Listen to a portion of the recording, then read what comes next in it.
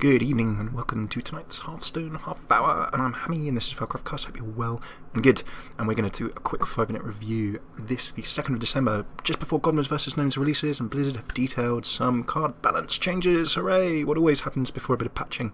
So we are going to be jumping on in and taking a look at these, Blizzard's reasoning behind them, and then a bit of an intro explanation for new players as to what cards balance changing means, and how it might affect you when you're laddering or be playing your index as well. So without further ado, let us jump on into the game, and we're just going to take a quick look at 3 cards. We're going to take a look at Soulfire, Flare, and Gadgetzan Auctioneer. So first up, let us go for the change for Soulfire. So Soulfire, for you Warlocks or for you anti-Warlock players or pro-Warlock players, they were taking a look at Curse of Naxxramas. So before Goblins vs Gnomes, Blizzard have been looking at Curse of Naxxramas, the first Hearthstone adventure mode, and the new cards introduced by that to see how they've changed the state of the game. So Soulfire, first up, you can see that Soulfire, 0 mana cost, deal 4 damage, discard a random card, powerful for Warlocks, a Warlock only card that lets you do a bit of damage, and of course if you have no cards in your hand there's nothing for you to discard, so powerful.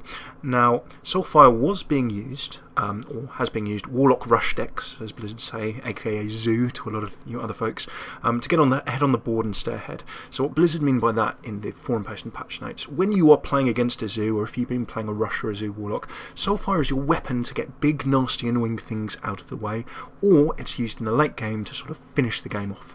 1 Soulfire, 2 Soulfires, very often that last 4 damage is what you would need to kill off an opponent, or in the early to mid game, if your opponent is putting up tanks, big taunting minions, if your opponent has a big nasty minion that's going to threaten your big zoo-filled board, your Warlock rush-filled board of low health minions, Soulfire was your control card but also your nuke and finisher, and for 0 mana and for that 4 damage it was quite powerful. As a Warlock you pretty much always have 1, maybe 2. If you're playing Zoo, and indeed even in other forms of Warlock it was also quite strong as well, so board clearance. The change, right, Soulfire now costs 1 mana. That sounds minor, but Blizzard's text says we're going to slow down the Warlock rush deck just a bit and allow players more time to react and interact against the Warlock. So a lot of Blizzard balance changes use this phrase of interacting. Blizzard and Hearthstone, one of the sort of design ethoses that the developers have talked about in various things you can see publicly, is that they like interactivity. People actually doing stuff and playing against each other, rather than actually just sort of sitting there and waiting for things to happen, or sitting there while an opponent effectively does them in maybe 1 or 2 goes, does their hero in, wins the game in a couple of turns quick. So this 1 mana change actually does a couple of different things. Firstly, obviously it makes Soulfire a little slower to play. So when you're playing it as a Warlock, you're not just going to be able to throw it away at the end of your turn when you've got nothing in your hand and you can play that for free. Secondly, that 1 mana cost is actually going to force the Warlock as well, and what Blizzard mean, I think a little bit from my perspective, by slowing down the deck, is that 1 mana cost, as a Warlock, you're going to have to make a decision as to whether you're playing Soulfire or something else. That something else could be a 1 mana minion, for example, another 1 mana spell, something like a Mortal Coil or something similar.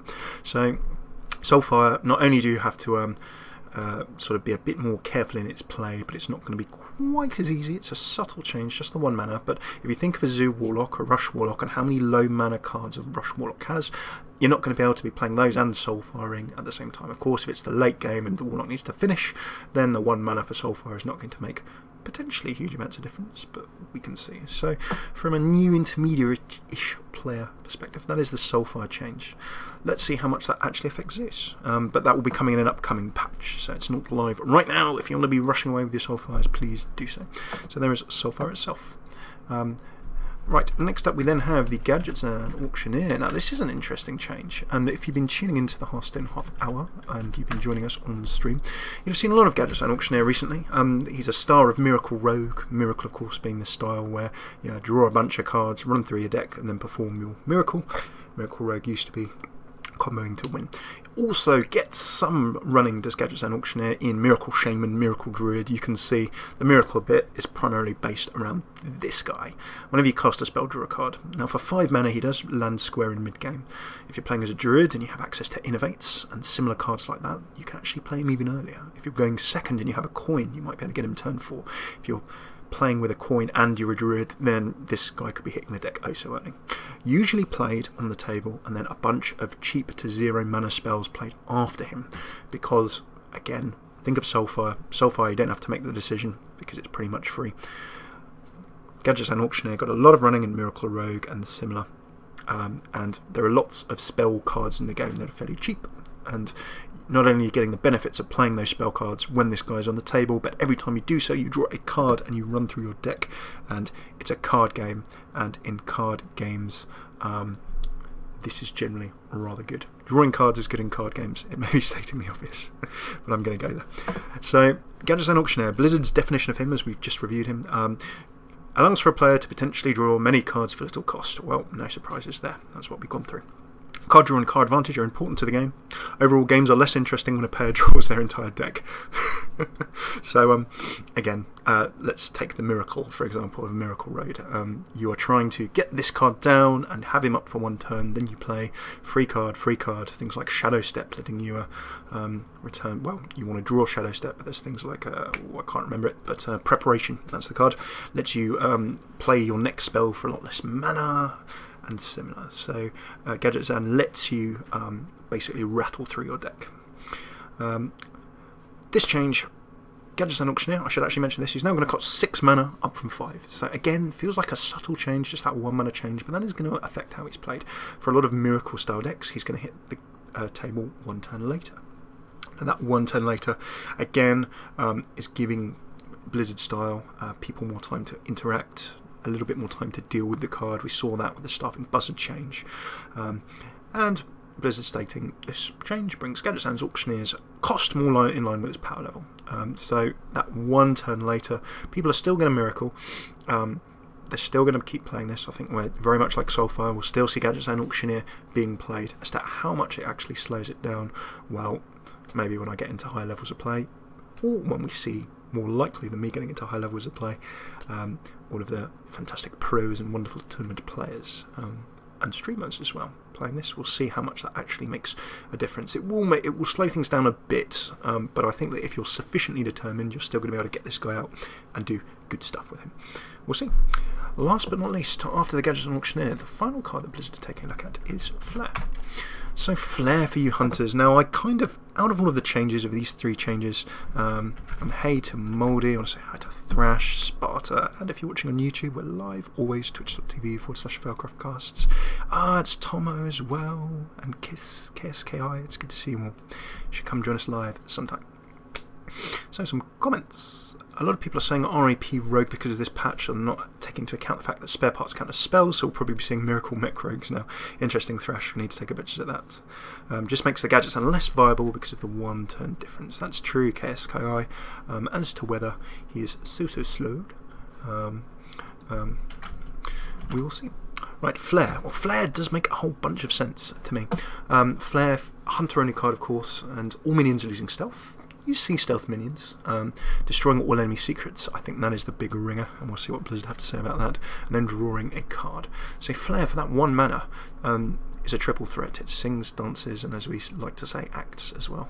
Theatrical stage style. It's a very theatrical card, but it just has so many uses. So it's really good. It was good before, but I think really, for me, even before reading a little bit of Blizz text, Blizz with Naxxramas really ramped up the use of secrets through all decks, Paladin decks, Mage decks, all of the classes that play secrets, with cards such as the Mad Scientist pulling out secrets, and various other new secrets that were introduced. Blizz seemed to quite like secrets. So it's something that destroys all enemy secrets. You could very easily see a Mage or a Paladin or a Hunter with various cards having 1, 2, 3 secrets down at the same time. It's very quick, a lot more quick to get secrets out now. So something that destroys all of those 3 secrets, which generally cost 2, 3 mana or so each. Okay, a Mad Scientist pulls them for free. Is very, very powerful indeed. So let's take a look at Blizz's reasoning. And Flare is now costing 2 mana up from 1. So all 3 of these cards, Soulfire, Gadgetzan Auctioneer and Flare, have just been increased in mana cost. Flare allowed the Hunter an advantage against decks that revolve around secrets, e.g. any deck, Paladins, Mages, other Hunter secrets decks, and while also allowing the hunter to draw a card for little cost. We want to counter a variety of decks in Hearthstone. With this change, Flare will continue to be useful, but will be weaker against other decks. Okay, I get you. So basically, Flare it went in and out of favour a few months back if you watch a bunch of streams. But with that, it's pretty much worth, if you're a hunter, packing one, and I think that's why Blizzard are upping this and saying it'll be a bit weaker against other decks, because with Flare, even if you weren't playing a secret-based deck, you could draw a card anyway, and then you could potentially get the benefit against stealth. So don't forget the Shade of Naxxramas. The Nax minion is very, very chunky, and that is stealthed and building up much popularity. You're seeing that in Druid decks and a whole bunch of other things as well. So will that stop the use of Flare? Again, these are all sort of small mana changes, but it will be weaker against other decks. I totally get Blizzard's point there, but if you're playing Mage secret deck, a Paladin secret deck, or a Hunter secret deck, you're really going to want to pop one of those. Anyway, the 2 mana is not going to make a huge difference to you, because when you're wanting to get rid of secrets, it's probably a little bit further into the game. If your opponent has managed to stuff a load of secrets on their hero in the early game, then I think the 2 mana cost is not quite so strong.